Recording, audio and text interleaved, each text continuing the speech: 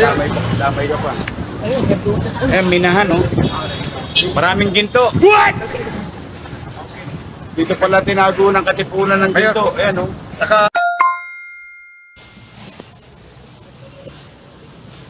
Diba, tingnan ninyo. Bayani ito, di ba? Apo. Tingnan nyo naman. Katipunero. Pwede ba natin itrato ang mga bayani?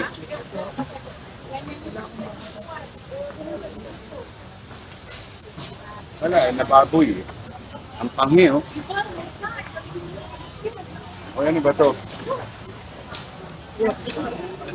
Okay,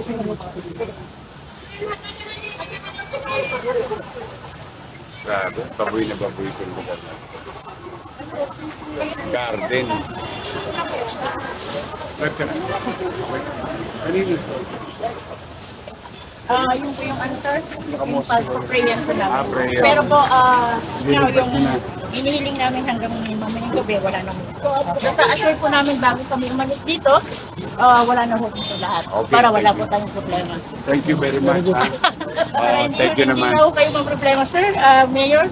Salamat kasi, o yan, oh. Di-plastic. Ay, DPS. Opo. DPS. Mga Tagalabas yan na umaakyat yan. Sukutin natin, ha? Oo, umaakyat kasi may mga mangga dyan eh. So, Ang gawin nyo, ha, lahat ng puno, linisin ninyo. Ayusin ninyo. Tapos pinturahan agad si Emilio ang simpa. Oo. Awawa naman si Emilio Sinto. Mukha na siyang banyo niya.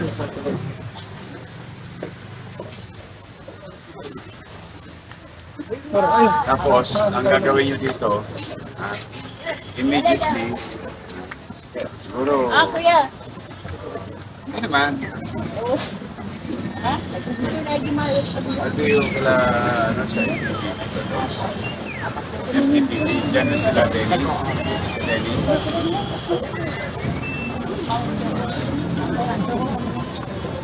Ang inano, binigay ko kayo yung kwana. Ito ba yung, Opo, sir. Flashing tayo, sir. bukod sa flashing, ano yung, ang tawag yan? Yung Clorox. Disinfect natin, sir.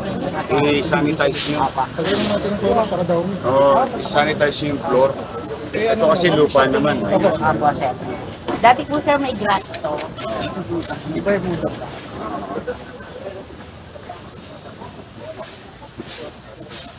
At a single structure sa park. Ha? This is a park. It's for the people.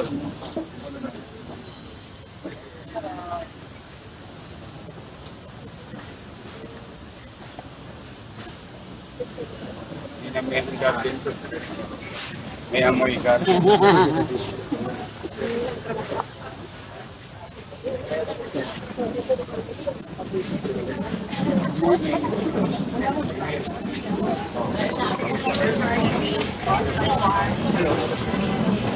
Bonifacio Soy, Mayor.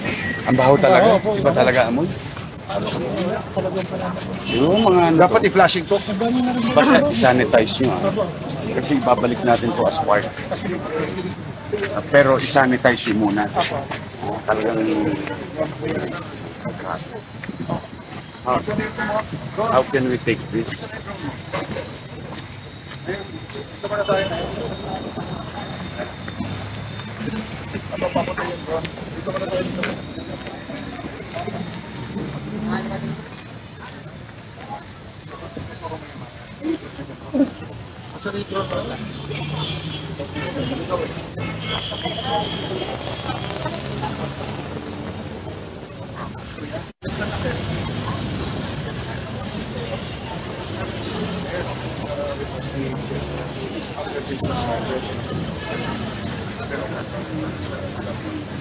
Oh, pero yung ano, yung sila address kanina pa. Mabilis naman ako. So ano mo gamit?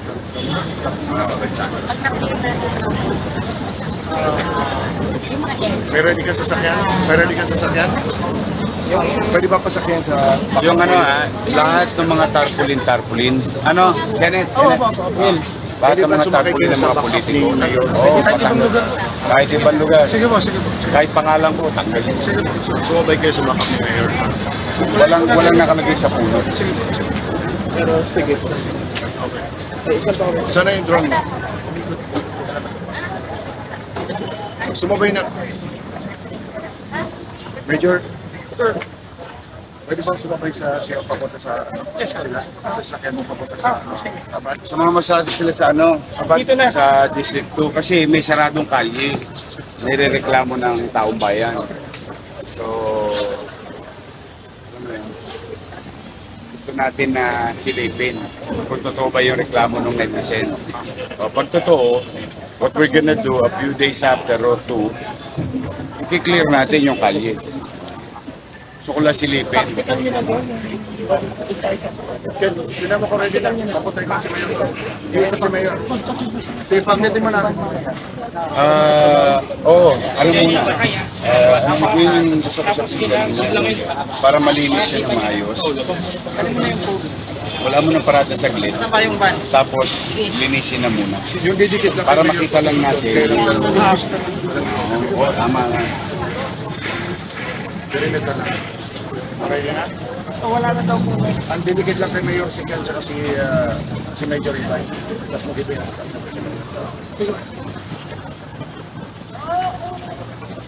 Puntahan po ba natin yung shrine? Cartilla. Pangin na rin nata ito.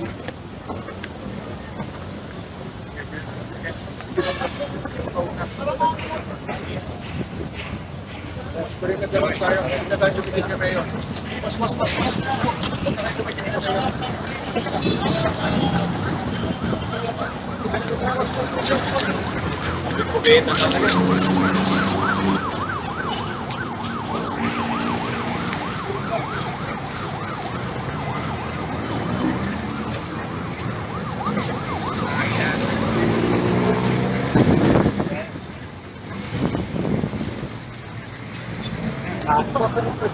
Sa akin nakakita.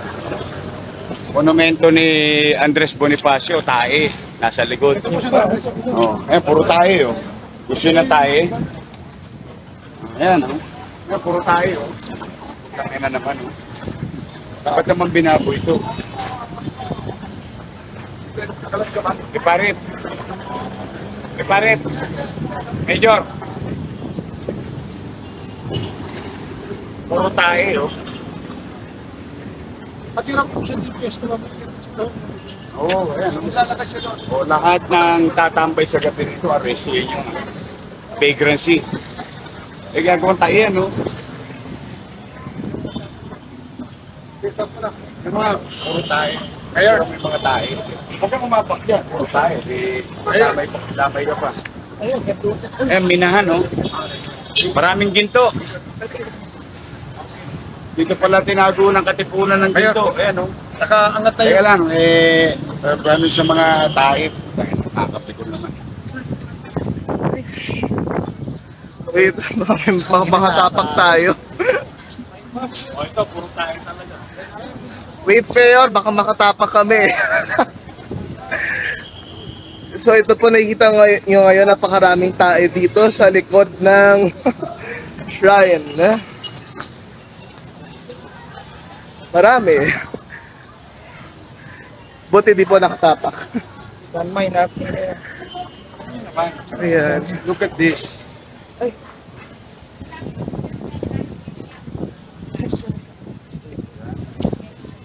Ano, kartilya ng bayan.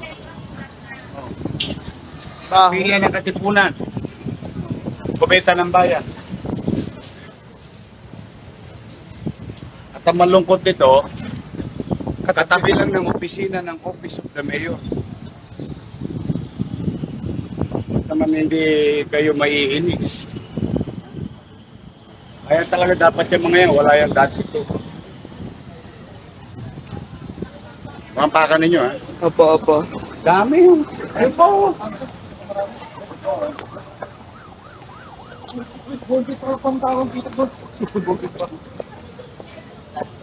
Ito po nakikita nyo ngayon, napakaraming tae. May golden mine.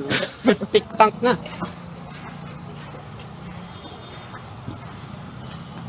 Marami na pondo. Ayan o. Bagong-bago. May tairi sa harap ni Bonifacio mismo. Ay, Diyos mio. Uy!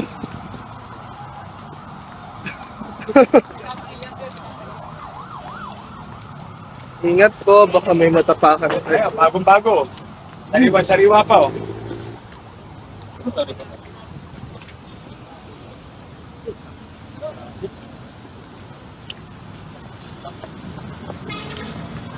Bibigyan ng instruction si Mayor sa gitna. Dito na kayo. Nandun lang, ito ba?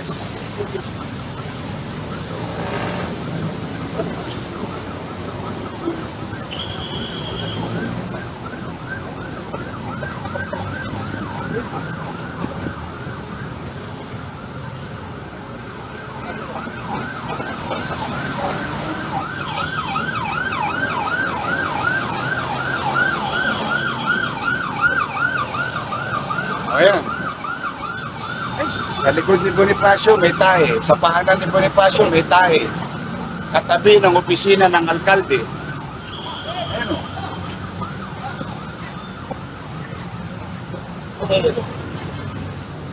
Meron din dito? Ayun, napakan ko na nga eh. Oo. Oh. Sino swerte? Yayaman. O, ayan, tae. Puta. Saan po? Patingin nga po. Ayan, nadali ko eh. Swerte raw yan. Pagkakapera ko. Tae.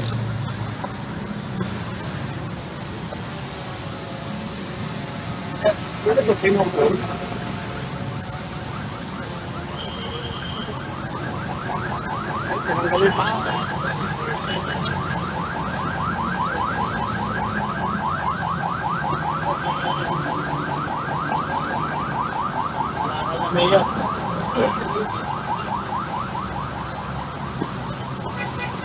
Based po sa comments ng netizens ngayon, marami daw po talagang solvent boys tumatambay dito. E di, subukan nila ulit tumambay ngayon. Eh, tingnan niyo ninyo mga kababayan. Ano sinasabi natin heritage? Pamana. O, ano. Dahil sa vendor sa likod nito, naalisin na natin today na pinamahayan nila ng 6 na taon. Sa tabi mismo ng opisina ng alkalde, ayan pong opisina ng alkalde. The clock tower. Ayan. No, not the clock tower. You know that window is the office of the mayor. Oh. That is the office of the mayor, the seat of power of the city of Manila. Oh, tapos ito, amoy tayo rito. Nagkalat. O ito, sariwa pa oh. Pag inaalat ka nga naman oh. O sige. Then how can we govern? Ayan, opisina ng mayor. O, mga 50 hakbang lang.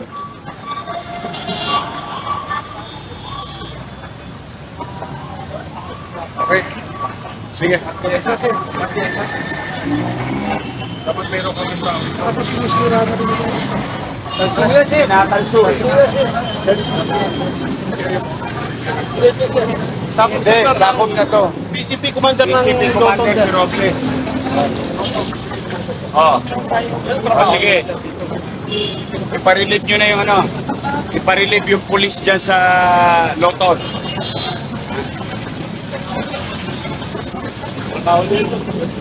Di ba ano to? Presinto ng Loton? Yes, sir. Oh, relieve na siya. Gabing-gabi dapat. Sabihan nyo na si General Danao.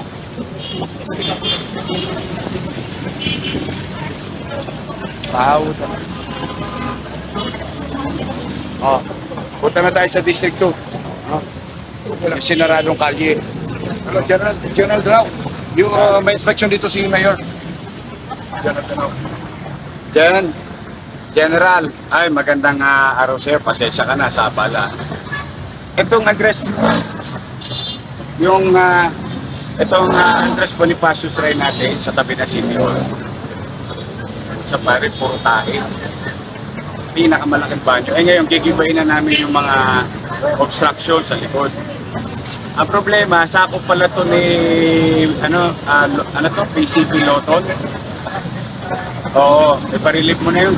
Puro tayo pare, siguro nakita namin tayo mga kulang-kulang sandaan. Tatay.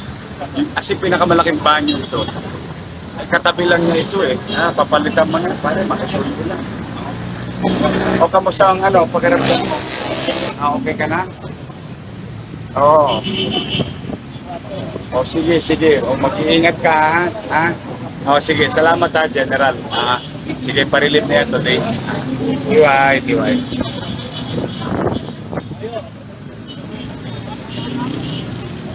Okay, let's go. Sumabay na yung cameraman. Halika. Oo, pare. Ano nyo kagad? I-flashing, sanitize.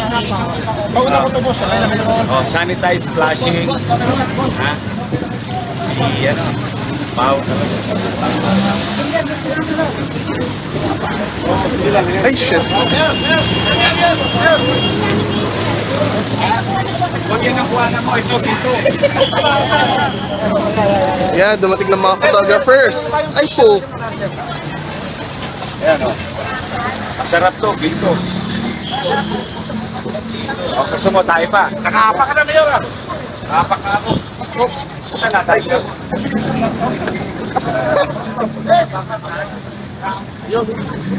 Ayan, muntik na po kami makatapak.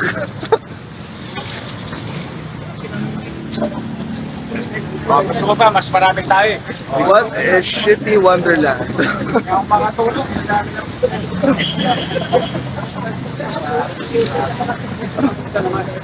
ito, wala na. Sa mga photographers po, di namin sila in-advise. Biglaan po to.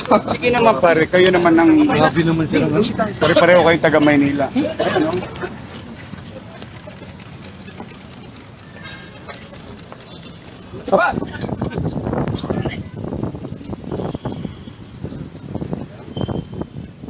Hindi mo kakayanin yung Hindi na, alam mo to pare, hindi naman sa pag-ano, hindi na makatwiran to. This is too much. No?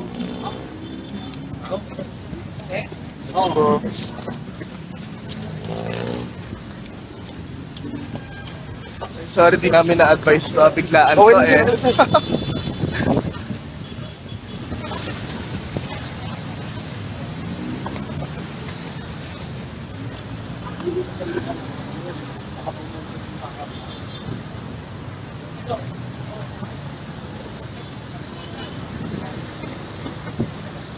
Inatapakan ba ako?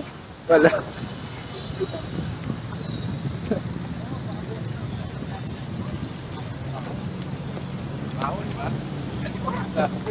Feeling ko may natapakan ako. Parang ano lang reminiscing. Nung 10 years old ako.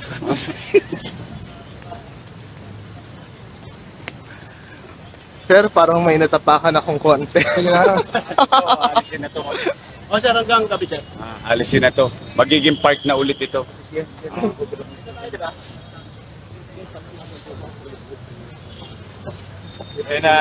Siya nga pala, nagpapasalamat tayo sa mga vendor na 6 na taon na mahay dito sa likod ng kartilya ng Katipunan, sa tabi ng opisina ng alkalde. No? Nagpapasalamat tayo sa mga vendor kasi pinakisyuhan natin sila na ibalik na muli yung park sa taong bayan. Kaya lang disheartening. Hindi lang vendor, naging pinakamalaking banyo itong kartilya ng Katipunan dito sa tabi ng opisina ng alkalde. Di ba? It's like 50 steps away from the office.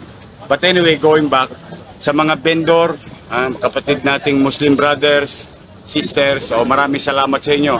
Sa pagkusa ninyo, sa panawagan namin na ibalik ang kalye sa tao, ngayon ibalik ang park sa tao, igalang ang mga heritage o mga pamana ng ating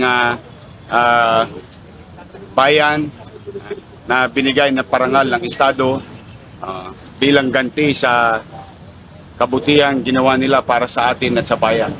So, I'll see you soon. But again, thank you very much sa mga nag-volunteer. Nakita nyo yung structure.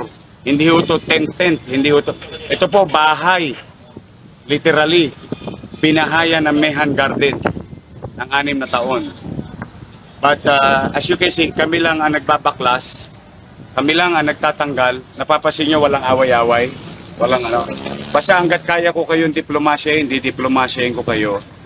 Kung kaya nyo naman tumugon, dala ng pakiusap namin, marami salamat naman.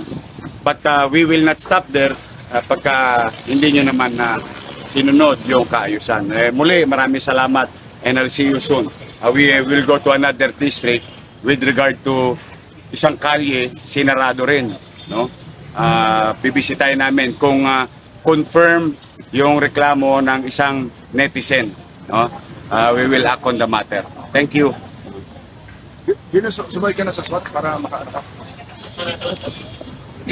Yo, what's up mga tropa pips? So yun po, napanood ninyo yung video na kung saan si Yorme ay nakatapak ng sama ng loob. Ayun, talagang ang dami pong nagkalat doon, di ba? So bumalik na po din kasi ang kadugyutan dyan po sa Maynila. Ang dami pong nagko-comment sa atin, ang daming nag-PPM sa atin, nadugyot na naman daw po dyan sa Maynila. Especially Divisoria, sa may merong lugar daw po dyan sa Quiapo na meron na naman daw po mga tambak ng basura.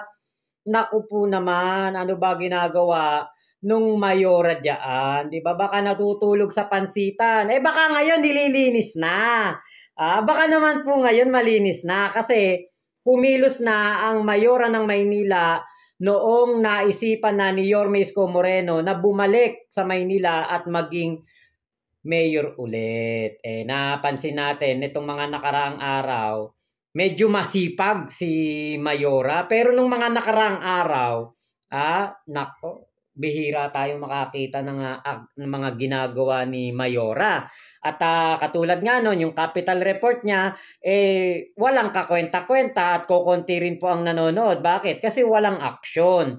Ngayon po, bukas magpapile na ng kanyang certificate of candidacy etong si Yorme. At inaasahan natin na malulula dito sa mga taong susuporta kay Yorme Isko Moreno ang grupo nitong si Hani Lacuna. Talagang napakarami po. Napakarami pong sasama kay Yorme. Napakaraming boboto. Napakarami po. Ang may kagustuhan na si Yorme ay bumalik na po sa Maynila dahil nga po, tanungin man ninyo, etong mayora ngayon, nako, alam niya sa sarili niya, wala siyang achievement. Alam niya sa sarili niya, yung mga proyekto na kanyang iba'y nagawa niya, dahil din yan kay Yorme. Si Yorme din ang nagpasimuno niyan. Si Yorme din ang kumbaga mga ano niyan, yung nag-isip niyan. Yun nga lang talaga dapat tinanggap na lang ni Mayora Hani ang pagbabalik ni Yorme sa Maynila at nag-giveaway siya. Kasi taong bayan naman nga po talaga ang huhusge. Kitang-kita naman ng taong bayan, talagang napakahina po ng pamumuno nitong si Mayora Hani at talagang hindi po siya minahal ng katulad ng pagmamahal ng mga Manileño kay Yorme Isko Moreno. Walang umiiyak para hindi siya bumaba sa pwesto. Walang umiiyak para magsabi na manatili ka dyan sa pwesto mo bilang mayor. Kay Yorme, meron. Merong nag-uumiyak, merong nagsisisigaw, may nagpapapadyak na mga kababayan nating Manileño ang nagnanais na bumalik si Yorme sa City Hall ng Maynila at pamunuan muli sila, linisin ang naging dugyot, ayusin ang naging magulo at ibalik ang mga natatanggap ng mga tao na benefits mula sa kanilang City Hall, di ba? Lalong-lalo na yung mga ating mga senior citizen na nakakatanggap ng allowance sa ating mayor. Dapat balik yan. Dapat hayaan mo lang na meron yan. Diba? Huwag kang maraming palusot. Huwag kang maraming daldal. Huwag kang maraming excuse. Ginawa ni Yorme yan. Ibig sabihin, kaya yan ng Maynila. Kaya yang pondohan. pandemya pa noon. Tapos ikaw, walang pandemya, hindi mo kaya, inihinto mo. Abay, anong klase ba naman yan? Anong klase ba naman yung pamumuno na yan? Di ba wala kang kwentang mayor kung yung mga naumpisahang maganda ng sinasabi mong kapatid mo, tinuturing mong kapatid, tinuturing mong bunso, hindi mo pinagpatuloy. So, sino ang traidor? Sino ang nagtraidor sa mga kababayan niya? Walang iba kundi alam nyo na kung sino yun, di ba? Alam nyo na yun. Alam na ng mga Manilenyo. Matatalino mga Manilenyo. Hindi naman magiging capital city ang Maynila kung hindi po matatalino mga tao diyan, di ba? So, alam na po ng ng buong Manila kung sino ang kanilang magiging mayor sa 2025. At asahan po ninyo ang suporta ng isang Makmak Pablo dyan. Kahit sino pa po ang kumampe dyan kay Mayor Yorme Isko Moreno, kahit sino pang sumuporta dyan, hindi po magbabago pagtingin natin. Bakit? Dumidirekta sila kay Yorme, dumidikit sila kay Yorme kasi alam po nila magiging mayor ulit si Yorme. Alam nila yun. Alam nila na malakas ang laban ni Yorme kaya dyan po sila nagpo-focus at dyan sila kumakampi ngayon. Tandaan ninyo, ang mga DDS lubog na. Ang mga kampon ni Kibulok at ni Digong palubog na. Kaya yung mga vlogger, mga tao, nagbabalik loob kay Yorme. Alam niyo po kung bakit? Kasi alam nila, kakapitan nila si Yorme ngayon. Kaya nga, di ba, kita nyo, pagkatapos sumuporta sa mga nambubulog ng mga pastoral, bumalik kay Yorme. Pero yan po yung magiging kumbaga sa Maynila kasi ang laban na to hindi naman national kaya sabi ko okay lang pero 'di ba wag lang talagang magiging marubdob ang kanilang kagustuhan na idikit si Yorme kay Digong kasi magiging kasiraan ni Yorme yan lalo pat hindi naman kailangan ni Yorme yan dahil si Yorme po ay meron siya sariling partido, Action Demokratiko. Diba? So, yun lang po. Maraming salamat sa pagsama nyo dito sa aking vlog na ito. Ingat po kayo. Nasa mang panig kayo ng mundo. Mama chup chup. Love you. God bless us all. Pilipinas. God first. Maynila. 2025. Isko Moreno lang yan. At Chi at Chensa. Yorme's choice. Huwag kayo dun sa nagaganon. Bastos yun. Bastos. Meron ako bukod na vlog dyan. Ang bastos, hindi ko gusto yun.